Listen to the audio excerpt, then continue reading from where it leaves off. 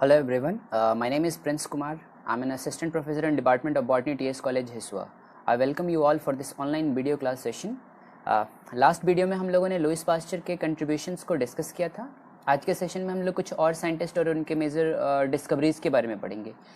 लेकिन आज का सेशन शुरू करने से पहले हम लोग लास्ट क्लास को फटाफट रिकॉल करते हैं. हमने पढ़ा था कैसे लुईस पास्चर ने अपने स्वान नेक फ्लास्क वाले एक्सपेरिमेंट से स्पॉन्टेनियस जनरेशन थ्योरी को हमेशा के लिए गलत साबित कर दिया था. इसके अलावा हमने उनके और भी दूसरे कंट्रीब्यूशंस के बारे में डिस्कस किया था, जैसे कि fermentation, Pasteur effect, discovery of anaerobic organism, pasteurisation और जो डिफरेंट मेथड्स था उनके स्टरलाइजेशन का, उसको हम लोगों ने डिस्कस किया था.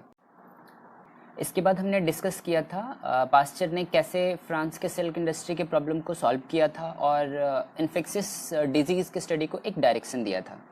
इसके बाद हमने डिस्कस किया था कैसे उन्होंने कोलेरा, एंथ्रेक्स और रेबीज जैसे बीमारियों का उन्होंने वैक्सीन डेवलप किया था, जिसमें कोलेरा और एंथ्रेक्स वाले वैक्सीन उनका एटीन्यूएटेड वैक्सीन था, जबकि ये जो रेबीज़ वाले वैक्सीन थे ये उनका इनएक्टिवेटेड वैक्सीन था. ये तो हुआ लास्ट क्लास के बारे में बात. अब हम लोग आज का वीडियो क्लास सेशन स्टार्ट करते हैं, जिसमें हम लोग Robert Koch, Edward Jenner, Joseph Lister, Paul Ehrlich, Alexander Fleming और सालमन वॉक्समैन के बारे में पढ़ेंगे और उनके कंट्रीब्यूशंस को डिस्कस करेंगे. So let's start. अब हम लोग सबसे पहले रॉबर्ट कोच के बारे में पढ़ेंगे. रॉबर्ट कोच एक जर्मन माइक्रोबायोलॉजिस्ट थे और इनकी गिनती माइक्रोबायोलॉजी के 3 मेन फाउंडर्स में से की जाती है. इनको मॉडर्न बैक्टीरियोलॉजी का फादर भी कहा जाता है. ये रॉबर्ट कोच ही थे जिन्होंने बैक्टीरिया को ग्रो करने के लिए सबसे पहले सॉलिड न्यूट्रिएंट मीडिया यूज़ किया था.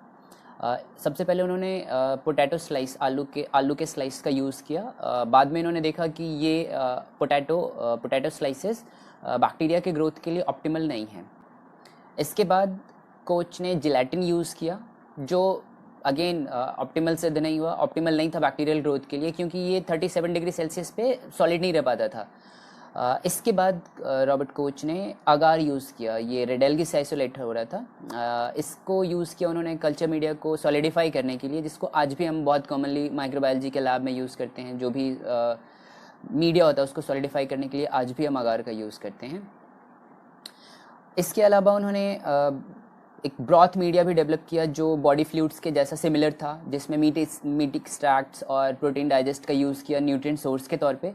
इस तरीके से रॉबर्ट कोच ने न्यूट्रिएंट ब्रॉथ और न्यूट्रिएंट अगार मीडिया को डेवलप किया था, जो आज भी हम वाइडली यूज़ करते हैं. एंथ्रेक्स डिजीज़ के स्टडी के दौरान उन्होंने इसके कॉजेटिव एजेंट के तौर पे बैसिलस एंथ्रेसिस को आइसोलेट किया था और यही आइसोलेशन ही उनका first major breakthrough discovery था.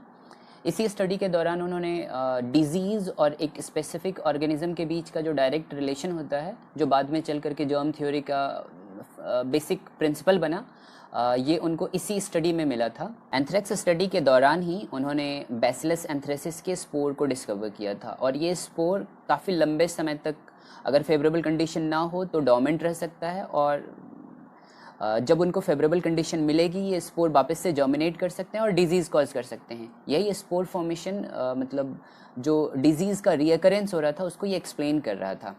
उन्होंने अपनी स्टडीज़ के दौरान प्योर कल्चर के इम्पोर्टेंस को हाईलाइट किया. उन्होंने बताया कि जो सस्पेक्टेड पैथोजेंस हैं उनका आइसोलेशन कितना ज़रूरी है, और इन्हीं आइसोलेशन के स्टेप्स को उन्होंने कोच 4 पोस्टुलेट के तौर पे समराइज़ किया था.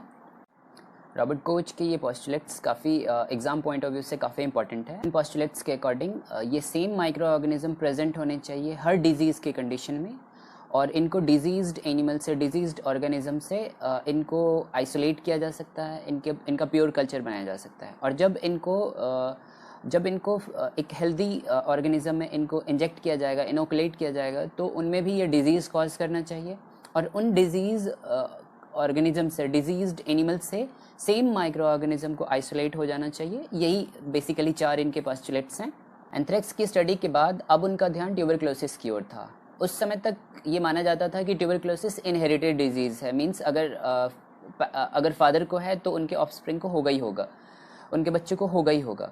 लेकिन रॉबर्ट कोच इस बात से कन्विंस थे कि ये ज़रूर कोई ना कोई बैक्टीरिया के कारण ही ये डिजीज़ हो रहा है. इसके बाद वो मॉडिफाइड स्टेनिंग मेथड के कारण वो ट्यूबरक्लोसिस और कोलेरा के बैक्टीरियम को उन्होंने आइसोलेट किया ट्यूबरकुलोसिस कॉज करने वाले बैक्टीरियम का नाम था माइकोबैक्टीरियम ट्यूबरकुलोसिस, और कोलेरा कॉज करने वाले बैक्टीरिया का नाम था विब्रियो कोलेरा। इसके बाद रॉबर्ट कोच के काम को एक्नॉलेज करते हुए उनको 1905 में ट्यूबरकुलोसिस के काम के कारण उनको नोबेल प्राइज़ दिया गया। अब हम लोग एडवर्ड जेनर के बारे में पढ़ेंगे, उनके कंट्रीब्यूशंस के बारे में पढ़ेंगे, कैसे उन्होंने इम्यूनाइजेशन डेवलप किया और कैसे उन्होंने स्मॉल पॉक्स को इरेडिकेट किया। जेनर को फादर ऑफ इम्यूनोलॉजी भी कहा जाता है। स्मॉल पॉक्स के आउटब्रेक के दौरान उन्होंने नोटिस किया कि जो लोग कैटल्स के आसपास रहते हैं, जिनको पहले से काउ पॉक्स हो चुका है, वो लोग स्मॉल पॉक्स से इम्यून हैं। इसी बेसिस पे उन्होंने एक अपनी थ्योरी बनाई कि जो लोग को पहले काउ पॉक्स हो चुका है उनको स्मॉल पॉक्स हो नहीं सकता है। इसी थ्योरी को टेस्ट करने के लिए उन्होंने एक 8 साल के लड़के जेम्स फिलिप में उन्होंने काउ पॉक्स के पुस्टल्स को इंसर्ट किया उनकी बॉडी में। इसके बाद उन्होंने नोटिस किया कि ये फिलिप स्मॉल पॉक्स के अगेंस्ट में इम्यून है। इस तरीके से जेनर का वैक्सीनेशन ट्रीटमेंट स्टार्ट हुआ था। अब हम लोग जोसेफ लीस्टर के बारे में पढ़ेंगे। इनको फादर ऑफ एंटीसेप्टिक सर्जरी भी कहा जाता है।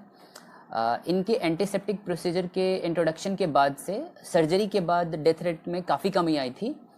जैसा कि हमने लास्ट टाइम पढ़ा था पास्चर के कंट्रीब्यूशंस के टाइम पे कि पास्चर ने बेसिकली 3 मेथड बताए थे माइक्रोब्स से निजात पाने के लिए। फर्स्ट था स्टरलाइजेशन बाय हीट, सेकंड था बाय रेडिएशन, और तीसरा था डिसइंफेक्शन बाय केमिकल। तो ये जो पहले के 2 मेथड हैं, जिसमें कि स्टरलाइजेशन बाय हीट और दूसरा बाय रेडिएशन, ये ह्यूमंस के केस में मतलब सर्जरी के केस में इसको यूज़ तो किया नहीं जा सकता था। तो लीस्टर ने जो तीसरा मेथड था पास्चर का, डिसइंफेक्शन बाय केमिकल्स, इसको उन्होंने टारगेट किया और इसी के बेसिस पे उन्होंने काम करना स्टार्ट किया। इस बेसिस पे उन्होंने सबसे पहले कार्बोलिक एसिड यूज़ किया। बेसिकली कार्बोलिक एसिड को सीवेज ट्रीटमेंट प्लांट्स में यूज़ किया जाता था।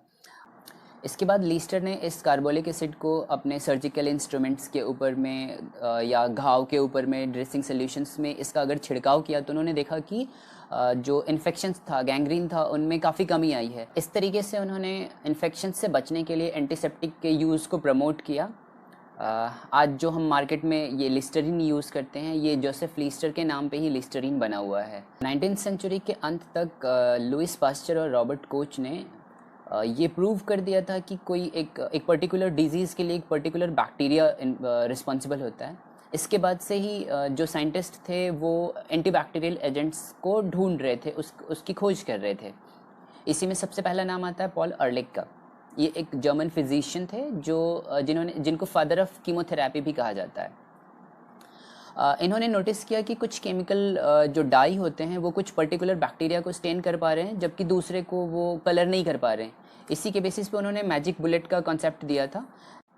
उन्होंने बताया कि जैसे गन से बुलेट निकलती है तो एक स्पेसिफिक टारगेट को हिट करती है, उसी तरीके से उन्होंने बताया कि केमिकल कंपाउंड सिंथेसाइज किए जा सकते हैं जो स्पेसिफिकली उन माइक्रोब्स को, उन इन्वेडिंग माइक्रोब्स को किल करेगा जो हमारे बॉडी में डिजीज़ कॉज करते हैं, जबकि हमारे बॉडी के सेल्स को वो डैमेज नहीं करेगा। इसी मैजिक बुलेट कॉन्सेप्ट पे उन्होंने एक ऑर्गेनो आर्सेनिक डेरिवेटिव्स बनाए, hundreds of organo arsenic derivatives बनाए, और उन्होंने एक साल्वारसन ड्रग डिस्कवर करा जो सिफिलिस के अगेंस्ट में काफ़ी इफेक्टिव था। और ये ड्रग बेसिकली इसको 606 भी कहते हैं, साल्वारसन को 606 भी कहते हैं, क्योंकि जो उन्होंने डेरिवेटिव्स बनाए थे तो इस डेरिवेटिव का जो नंबर था वो 606 था, इसलिए इसको कंपाउंड 606 भी बोलते हैं। और ये सिफिलिस के अगेंस्ट में काफ़ी इफेक्टिव था, जो उस समय मतलब एंडेमिक था और इसका कोई क्योर नहीं था। ऑल्दो इस ड्रग के काफ़ी साइड इफ़ेक्ट्स थे, जिसके कारण उनकी काफ़ी क्रिटिसिज्म भी हुई और उन पे क्रिमिनल नेग्लिजेंस का आरोप भी लगा। इसके बाद अर्लिक ने इस साल्वारसन को वापस से इसको डेरिवेटाइज करा और नियो साल्वारसन करके एक कंपाउंड बनाया जिसके काफ़ी कम साइड इफ़ेक्ट्स थे। और ये 1940s तक, जब तक कि पेनिसिलिन की डिस्कवरी नहीं हुई, तब तक के लिए ये सिफिलिस के अगेंस्ट में मेन ड्रग रहा था। इस बेसिस पे जो पॉल अर्लिक का जो सिस्टमेटिक स्क्रीनिंग प्रोग्राम था, इस बेसिस पे काफ़ी कंपाउंड्स की सिंथेसिस हुई थी, जिसमें से बहुत सारे कंपाउंड को क्लिनिकल प्रैक्टिसेस में यूज़ भी किया गया था। इस बेसिस पे इनको फादर ऑफ कीमोथेरेपी भी कहा जाता है। अब हम लोग सर अलेक्जेंडर फ्लेमिंग के बारे में पढ़ेंगे। ये इनकी डिस्कवरी को बेसिकली एक्सीडेंटल डिस्कवरी भी कहा जाता है। ये अपने काम में थोड़ा डिसऑर्गेनाइज थे। 1928 में जब वो एक हॉलिडे से लौटे तो उन्होंने नोटिस किया कि एक स्टेफाइलोकोकस ऑरियस का एक कल्चर प्लेट जो गलती से खुला रह गया, उसमें एक कंटामिनेशन, एक फंगल कंटामिनेशन है। इस कंटामिनेशन को उन्होंने बाद में इस फंगल कंटामिनेशन को उन्होंने बाद में पेनिसिलियम नोटेटम के रूप में इसको आइडेंटिफाई करा। उन्होंने नोटिस किया इस फंगल कंटामिनेशन के कारण इस फंगस के आसपास बैक्टीरिया ग्रो नहीं कर पा रहे हैं। इन्होंने नोटिस किया कि ये पेनिसिलियम नोटेटम काफ़ी इफेक्टिव है, काफ़ी कम कंसंट्रेशन में भी इन बैक्टीरियाज के अगेंस्ट में काफ़ी इफेक्टिव है और ये काफ़ी कम टॉक्सिक भी है। फ्लेमिंग ने पेनिसिलियम नोटेटम के कल्चर को आइसोलेट कर लिया था, इसका प्योर कल्चर बना लिया था, बट फिर भी वो इसको लार्ज स्केल प्रोडक्शन पे ले नहीं जा पा रहे थे। 1940 में हार्वर्ड फ्लोरी और अर्नस्ट चेन ने इसको एफिशिएंटली प्योरीफाई किया और एक लार्ज स्केल प्रोडक्शन पे ले गए। ये पेनिसिलिन बैक्टीरियल इन्फेक्शन को कंट्रोल करने में इतना सक्सेसफुल था कि वर्ल्ड वॉर 2 के अंत होते होते इसने इतने लोगों की जान बचा दी थी कि इस ड्रग को अब वंडर ड्रग कहा जाने लगा था। इस एंटीबायोटिक की डिस्कवरी के लिए फ्लेमिंग को, फ्लोरी और चेन, इन तीनों को कलेक्टिवली 1945 का नोबेल प्राइज़ दिया गया था। ये पेनिसिलिन सिर्फ ग्राम पॉजिटिव बैक्टीरिया के अगेंस्ट में इफेक्टिव था। इस तरीके से पेनिसिलिन के डिस्कवरी के बाद भी ग्राम नेगेटिव बैक्टीरिया के अगेंस्ट में कोई इफेक्टिव ड्रग था नहीं। ट्यूबरकुलोसिस के अगेंस्ट में जो ग्राम नेगेटिव बैक्टीरिया के कारण हो रहा है, इसके अगेंस्ट में कोई ड्रग था नहीं। तो सेलमैन वॉक्समैन ने इसके लिए एक लार्ज स्केल स्क्रीनिंग किया, जिसमें उन्होंने सेवरल मोल्ड्स और सॉइल बैक्टीरिया, जिसको एक्टिनोमाइसेटिस कहते हैं, उसको स्क्रीन किया और उन्होंने काफ़ी सारे एंटीबायोटिक्स की डिस्कवरी की। इनफैक्ट उन्होंने एंटीबायोटिक्स टर्म भी कोइन किया और उन्हें एंटीबायोटिक के डेफिनेशन में कहा, an antibiotic is a chemical substance produced by a microbes which has the capacity to inhibit the growth of and even destroy other micro organism.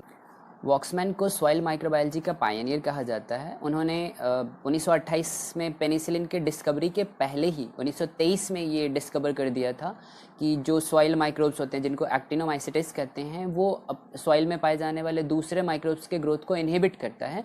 और जो उन्होंने स्क्रीनिंग प्रोग्राम चलाया था, उसमें उन्होंने इन्हीं सॉइल माइक्रोब्स के स्क्रीनिंग से काफ़ी एंटीबायोटिक्स की डिस्कवरी की थी, जिसमें एक्टिनोमाइसिन, क्लेविसिन, नियोमाइसिन जैसे काफ़ी एंटीबायोटिक्स थे। लेकिन जो उनका मेजर डिस्कवरी था वो 1943 में डिस्कवर्ड स्ट्रेप्टोमाइसिन था। स्ट्रेप्टोमाइसिन ट्यूबरकुलोसिस के अगेंस्ट काफ़ी इफेक्टिव था और ये ट्यूबरकुलोसिस के अगेंस्ट में पहला एंटीबायोटिक था।